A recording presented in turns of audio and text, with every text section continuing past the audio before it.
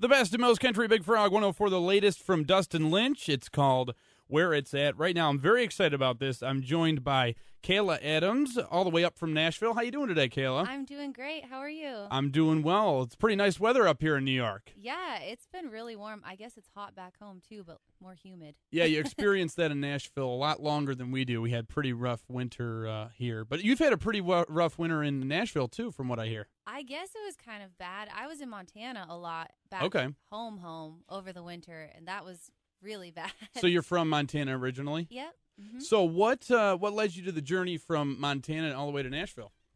Music, I Music? guess. Yeah.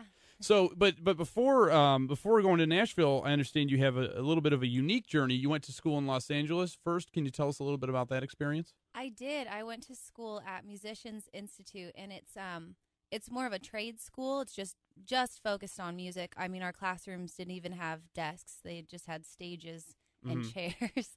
That's awesome. It was really cool. It's a great experience, and I learned what I needed to know and went back to Montana and started touring out of there before I eventually moved to Nashville. That's awesome. And you had the opportunity to open for one country superstar, is that correct? I've opened for a few big country people. I've been really blessed in that way.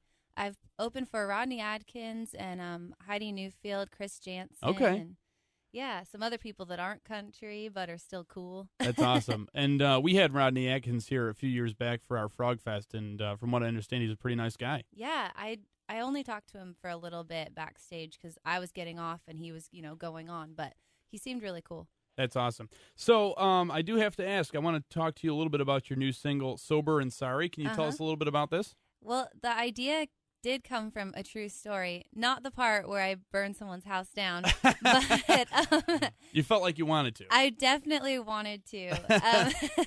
I was dating this guy, and he would just, Friday night, he'd be like, I'm going out with my buddies, and I'd be like, that's cool. And then, I wouldn't even hear from him until like Monday, and he'd be at work, and he'd be, sober, and he was sorry. He'd be like, oh, I didn't mean to ditch you, blah, blah, blah, whatever. And so that's kind of where the hook came from, Sober and Sorry, and then I obviously wanted to make him even more sorry.